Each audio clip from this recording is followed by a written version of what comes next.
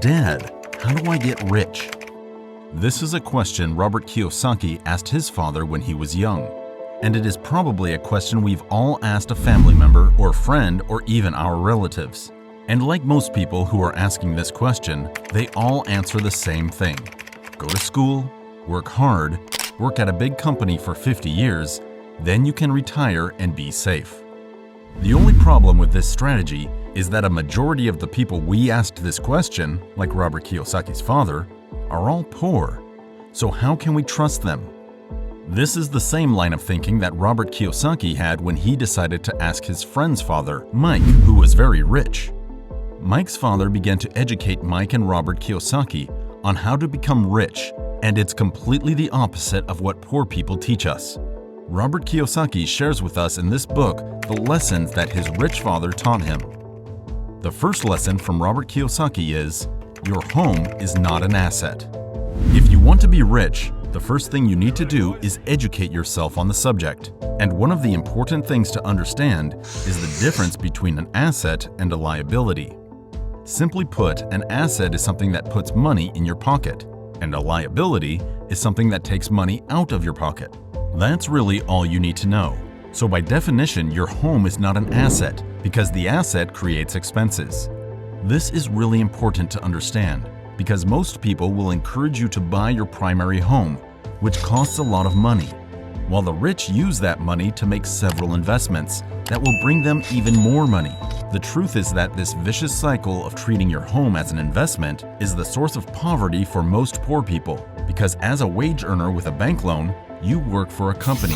You work for the government through the taxes you pay. And finally, you work for the bank through the interest you also pay. So you are always bound to be working. And as Warren Buffett famously said, if you don't find a way to make money while you sleep, you will work until you die. So to get by, you have to keep your expenses down, reduce your liabilities, and build a solid base of different assets. The second lesson from Robert Kiyosaki is the rich don't work for money. Robert Kiyosaki explains that working for a company must be a short-term solution for a long-term problem. Indeed, what the rich have understood that the poor do not understand is that by investing their time and resources in assets, such as real estate, stocks, or a business, they can have money working for them, and not the other way around, meaning that not having to work and chase money to make ends meet. And the main reason most people don't get started is fear. Fear of our friends' opinions, fear of our parents' judgment, fear of how society will look at us. So you need to learn to use your emotions to think instead of thinking with your emotions. In fact, you need to reverse the process. Instead of getting up every morning to go to work because you are afraid of not paying your bills, ask yourself this question: is working even harder at this job the best solution? Because in order to avoid working, the income that comes from your investments must be more than what you spend. According to the Rich Dad, the best investments that the rich make and that you should make are assets that pay you without you having to work in it. Investments like real estate, royalties, stocks, and passive businesses. Indeed, when you invest in assets, your money becomes your employee, which will seek other revenues you will be able to turn into other revenue streams. For example, at Tycoons Media, when we understood this concept of passive income, one of our first investments was to launch businesses in various niches. And today the YouTube channel of one of our businesses earns us between $150 and $300 per day and in a passive way because we publish the videos once and YouTube pays us for many years. And what is good with YouTube is that 90% of the work is delegated to contractors who do the work for us. If you want to see how this is possible, we have a case study in the description where we show how we went from 0 to 100,000 subscribers in 5 months on YouTube. You can find the link in the description. The third lesson from Robert Kiyosaki is the rich outsmart the government. Everyone knows that taxes hurt personal wealth, but most people don't bother to learn about ways to minimize the taxes they pay. In fact, you pay taxes first before you even receive your paycheck at the end of the month. However, there are many ways to do this legally. For example, one way to reduce taxes is to invest your money under the cover of a corporation. This allows the wealthy to invest through their company instead of investing in their personal name. While when you are an employee, From your first dollar, you are taxed before you even get your salary, while the rich are protected by their companies.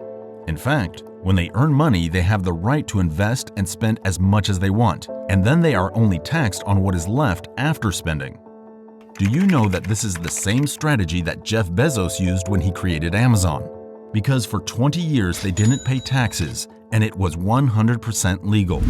You can see why they say the rich get richer and the poor get poorer. There are also other ways to reduce your taxes. It's just a matter of learning about many loopholes and advantages of the tax system. By becoming aware of how the system works in your country, you may be able to legally reduce the amount of money the government takes from you. Since financial intelligence is not taught in school, it is up to us as individuals to develop this characteristic on our own. We are only likely to become wealthy or financially independent if we have both strong financial intelligence and a firm, ambitious mindset to back it up.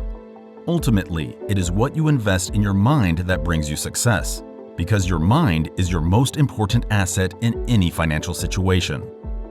While this book lays out the pathways to financial independence and wealth, these ambitions can only be fully realized if you start working toward them now.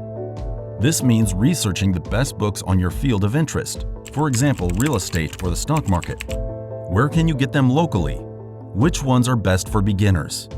Here are some key steps to help you start your entrepreneurial journey. Step 1. Try to find out the best people in the markets you want to join. Do they have websites you can follow? When is their next article coming out? In any case, staying actively informed will help you stay afloat and give you a better understanding of your markets. Step 2.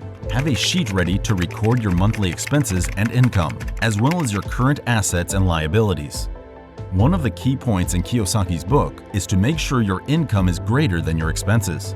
The only way to do this is to keep track of your money. Use a program like Microsoft Excel to create a spreadsheet that you can update every month. Make a spreadsheet of your income, which includes all the money that comes in each month, and compare it to your expenses, which include bills, rent, lifestyle expenses, and taxes taken out of your paycheck, as well as any other costs. Also, start keeping track of how much your current assets are earning you each month, and how much your liabilities are taking away. This will help you assess what you can afford to cut out of your life, so you can begin to close the gap, in a good way, between your income and your expenses. Step 4. Introduce yourself to people who are doing what you want to do. By networking with people who are already active in the markets you are interested in, you can make valuable connections that will benefit you in the long run. For example, find someone in a local tax office who knows a lot about tax privileges. Offer to take them to lunch, but make sure they understand that you want to benefit from their experience and knowledge, and that you are not asking for help just to make money. If you are honest about your intentions and you are willing to listen, chances are most experts will be happy to give you some advice. Because the reason why most people are poor is because they simply don't know how to think like the rich. And it's not just that. There are also bad habits that keep poor people poor. And the worst part about it is that they may not even be aware of these bad habits. That's why we created this video that will show you the bad habits that keep you poor. Click on the video on the left to watch it, or click the video on the right that YouTube thinks you will enjoy.